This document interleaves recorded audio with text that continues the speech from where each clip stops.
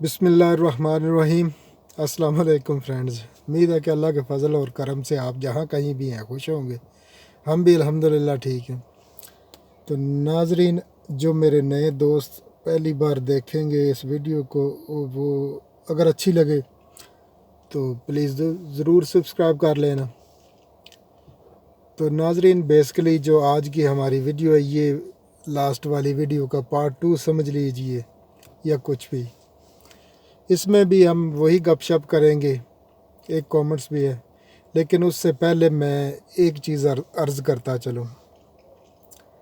फूल जो है ना, वो तकरीबन हर बंदे को बहुत पसंद है। फूल किसी तरह का भी फूल हो, अच्छी खुशबू वाला, और हर बंदा उसे प्यार करता है और मोहब्बत से देखता है। लेकिन आपने देखा होगा, आप जा रहे हैं कहीं पे भी, आपको कोई छोटा सा गार्डन या कि इस तरह की फूलों की क्यारी नज़र आ गई जहाँ पे फूल हैं, तो बेसाख्ता बंदा उधर रुके नहीं तो निगाह एक बार ज़रूर, मेरा ख्याल है, रुक जाता है बंदा, तो उसको एक भर के नज़र उन फूलों को देखता है। लेकिन उन फूलों के पीछे कहानी क्या है? फूल तो अच्छे लगते हैं सबको, लेकिन फूल देखने के लिए या उसी की खुशबू हासिल करने के लिए क्या होता है, एक बीज को दफन होना पड़ता है।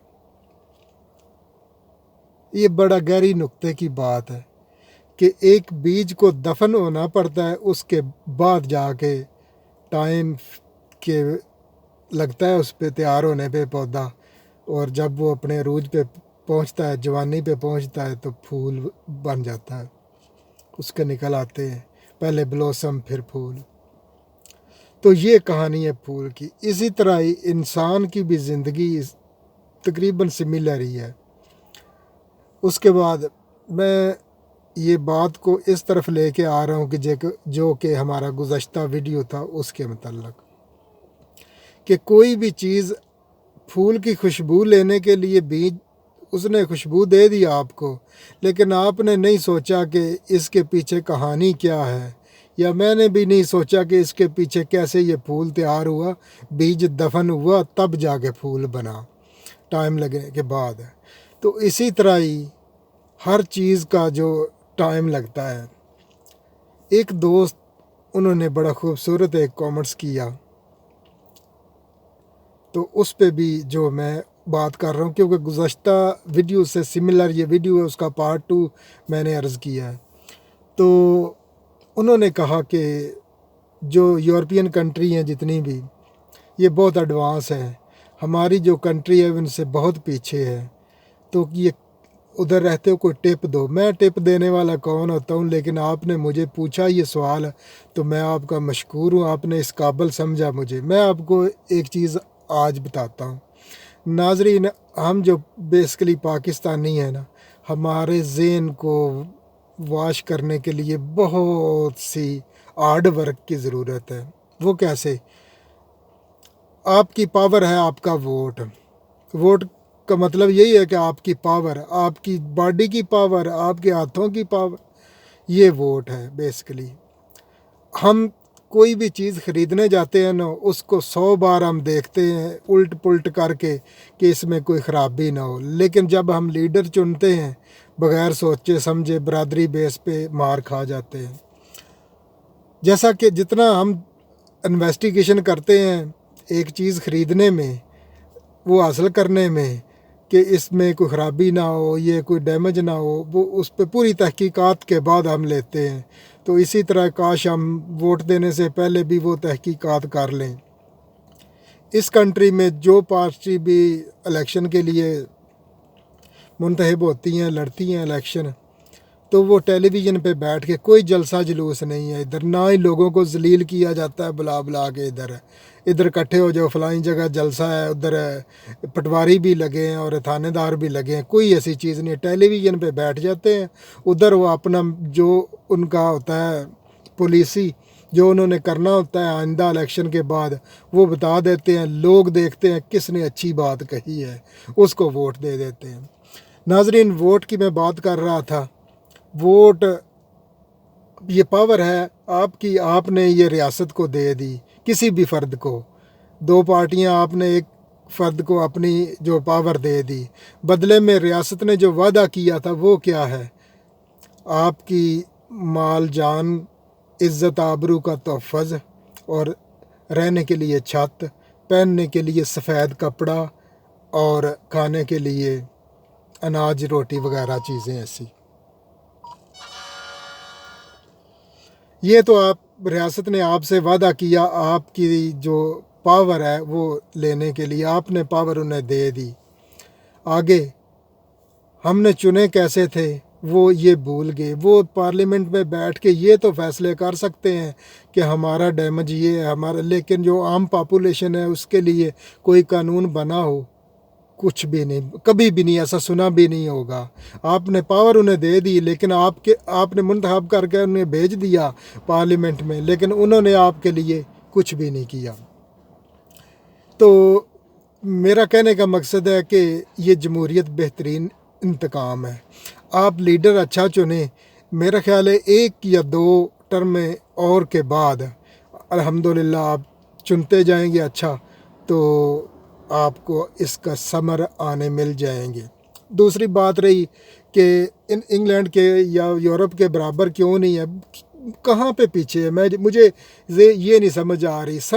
जो आपको मैं नुक्ता बता रहा हूँ ना, जहाँ पे ख़राबी है वो यहीं पे ख़राबी है कि हमारे चुनने में गलती हो जाती है।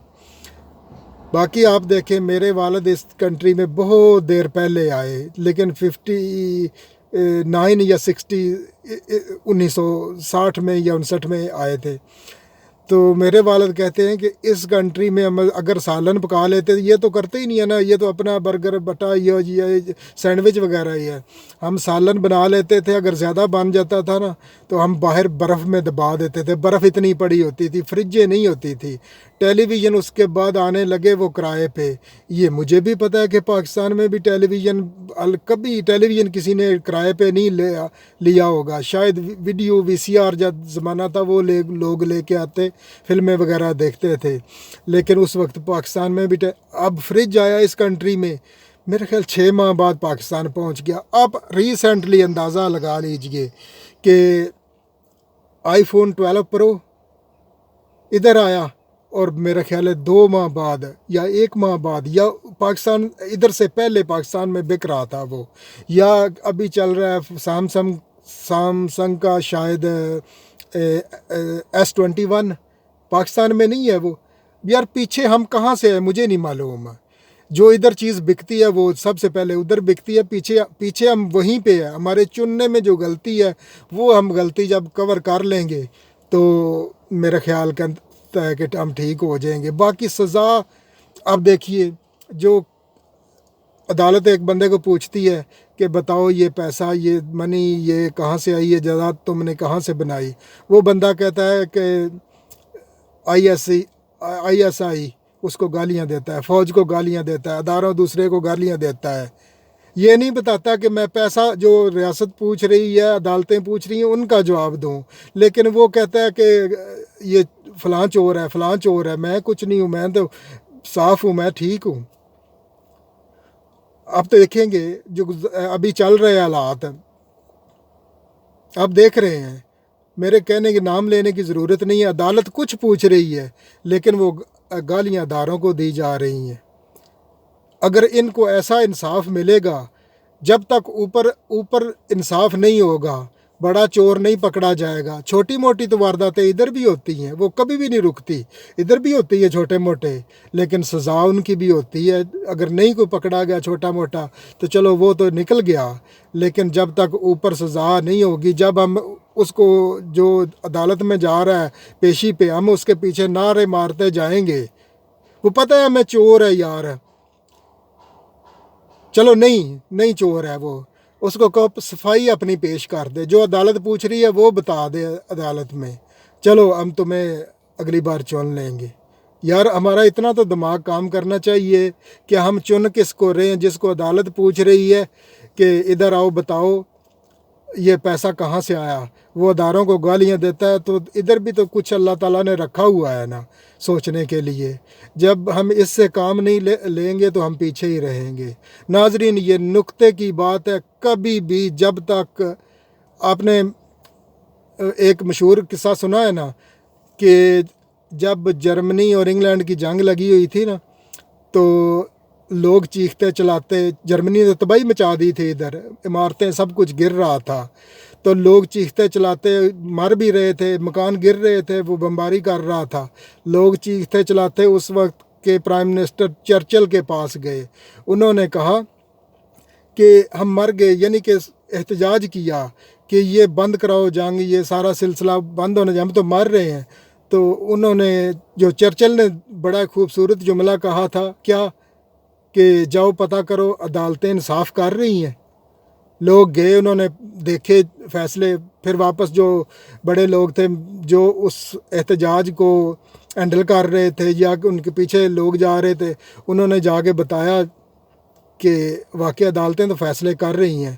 تو چرچل نے کہا تھا جاؤ اپنے گھروں میں بیٹھ جاؤ، جا کے چھپ جاؤ. اس وقت یہ مکان ایک 2 بیڈ روم کا مکان جو ہے، اس میں 4 5 فیملیاں رہتی تھی، جیسے کہ نیچے بھی مکان بنے ہوئے ہیں، زمین کے اندر بھی، میرے مکان کے اندر بھی نیچے 2 کمرے ہیں، اس وقت کے بنے ہوئے تھے.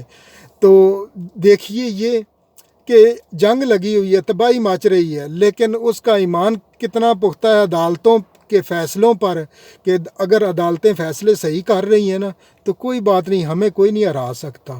تو ناظرین بیسکلی یہ نقطہ ہے. بالکل میں جتنے بھی دوست میرے دیکھیں گے آگے پہنچائیں اس بات کو.